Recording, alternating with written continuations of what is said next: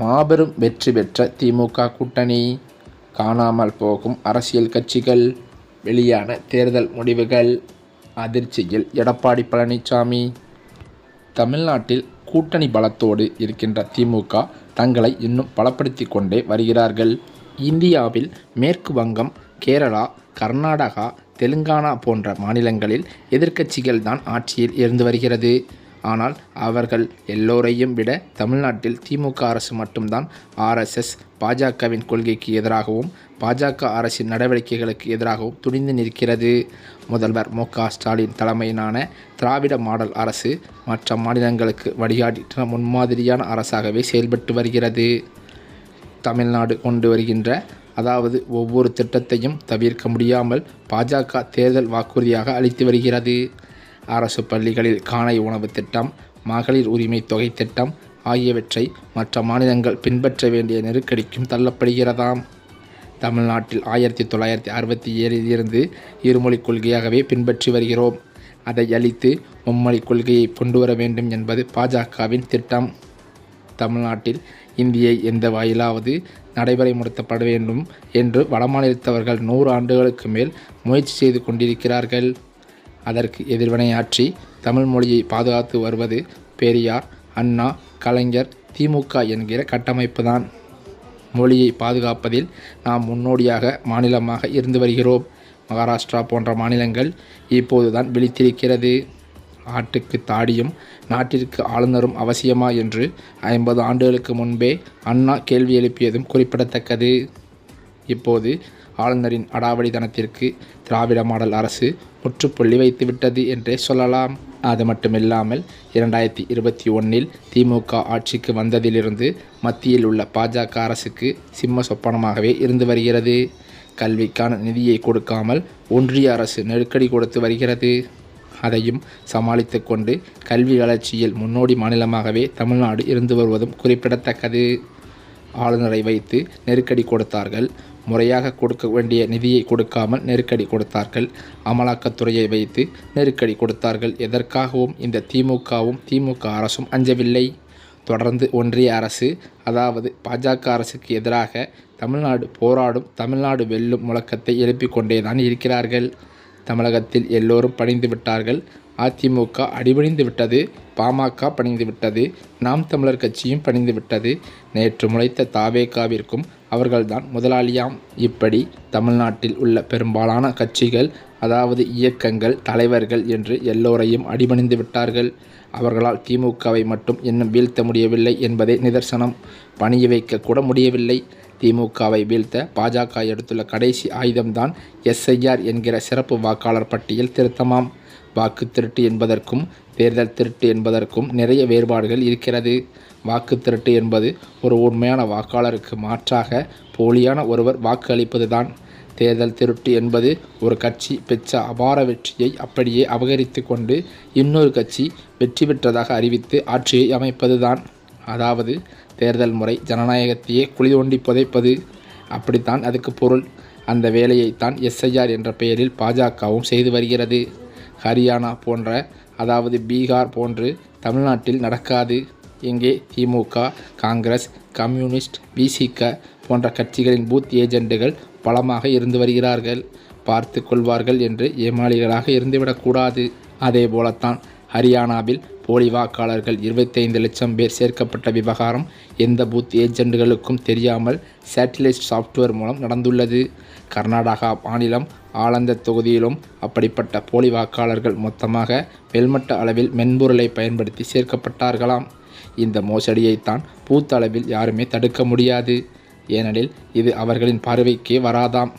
நேரடி சிஸ்டத்தின் மூலமாக போலி வாக்காளர்கள் பட்டியல் ஏற்றப்படும். SIR என்பது தற்போது வாக்குரிமை வைத்திருக்கும் வாக்காளர்களை அது இல்லை இது இல்லை என்று சொல்லி பல லட்சம் பேரை நீக்கிவிட்டு அந்த இடத்தில் மத்தியிலிருந்து லட்சக்கணக்கான போலி வாக்காளர்களை சேர்த்து விடுவார்கள். ஒரே வீட்டு முகவரியில் 20-30 போலி வாக்காளர்களை சேர்த்து விடுவார்களாம். இந்த மோசடியைத்தான் காங்கிரஸ் கட்சி தலைவர் ராகுல் காந்தி அமல்படுத்தி வருகிறார். அந்த போலி வாக்காளர்களுக்கு இடம் ஏற்படுத்தி தரவே உங்கள் வாக்குரிமை நீக்கப்படுகிறது. தமிழகத்தை பொறுத்தவரை இங்கே பெரும்பாலும் பாஜக கூட்டணிக்கு எதிராக வாக்களிப்பார்கள் தான். அதனால் இங்குள்ள யாரை நீக்கினாலும் அவர்களுக்கு லாபம்தான். அந்த இடத்தில் போலி வாக்காளர்களை மென்பொருள் மூலம் சொருகிவிட்டு கள்ள ஓட்டு மூலம் வெற்றி பெறுவதே அவர்களின் திட்டம். SIR மோசடி மூலம் அதிமுக பாஜக கூட்டணி வெற்றி பெற்றால் அதை நியாயப்படுத்தி பேசுவதற்காக இப்போது வருகின்ற கருத்து கணிப்புகளும் உதவி செய்யும். இங்கே மக்களை ஆர்ப்பாட்டம் போராட்டம் வாயிலாக SIR எனும் வாக்குப்பறிப்பை தடுத்து நிறுத்தப்படவிட்டால், அதாவது 2026 தமிழகத்தில் தேர்தல் ஏற்று மூலம் பாஜக அதிமுக ஆட்சி அமைவது உறுதி என்றும் சில விமர்சகர்கள் மூலமாக பேச்சுக்களும் வெளியாகி வருகிறது. ஒரு பக்கங்கள் இப்படி இருக்க, மற்றொரு பக்கமோ 2026 சட்டமன்ற தேர்தலை நோக்கி விஜயின் தாவேகா கூட்டணியை நம்பி கட்சியின் சுயபலத்தை எடப்பாடி குறைத்து மதிப்பிடுவதாக அவர் விமர்சித்திருக்கிறார்கள் சிலர். அதிமுக தனித்து நின்று வெல்லும் வலிமையை நிரூபிக்க வேண்டும் என்றும் அவர் கேள்வி எழுப்பி வருகிறார்கள். கூட்டணி பலத்தோடு இருக்கிற திமுக தங்களை இன்னும் பலப்படுத்தி கொண்டே வருகிறார்கள்.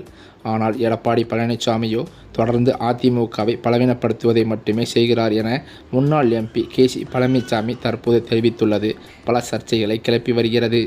அதாவது அதிமுக பாஜக கூட்டணி அமைந்தபோது அது ஓரளவு வெற்றி கூட்டணியாக பார்க்கப்பட்டது.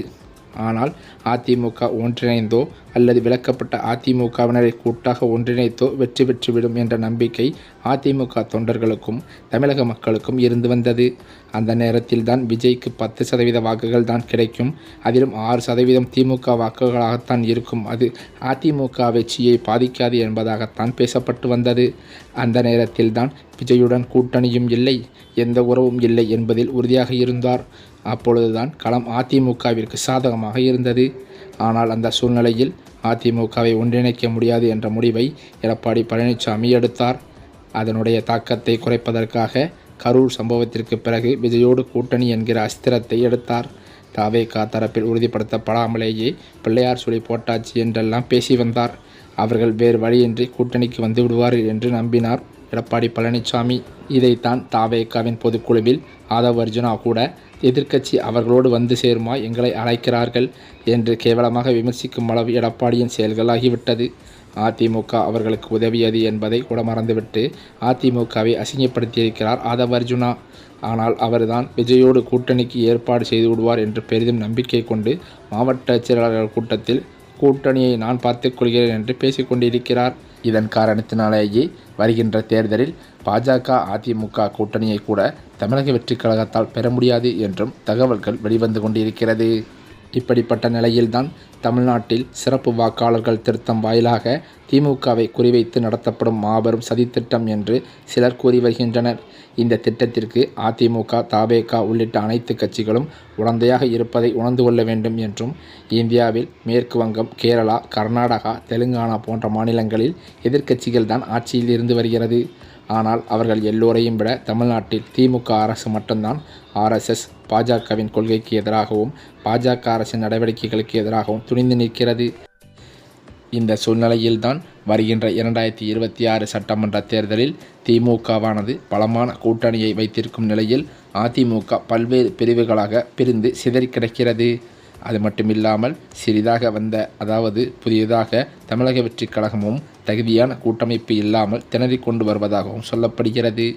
இந்த நிலையிலோ தேர்தல் நடத்தப்பட்டால் கண்டிப்பான முறையில் திமுகவானது மகத்தான மாபெரும் வெற்றியை பெறும் என்று மக்கள் மத்தியிலும் தகவல்கள் வெளிவந்து கொண்டிருக்கிறது. அது மட்டுமா, பல்வேறு கருத்து கணிப்பு முடிவுகளிலும் திமுக தான் மாபெரும் வெற்றி பெற்றிருக்கிறது. இதனாலேயே வருகின்ற 2026 சட்டமன்ற தேர்தலில் தமிழகத்தில் பல்வேறு அரசியல் கட்சிகள் காணாமல் போகக்கூட அதிக வாய்ப்பிருக்கிறது என்று அரசியல் வட்டாரத்தில் தகவல்களும் பரவி வருகிறது.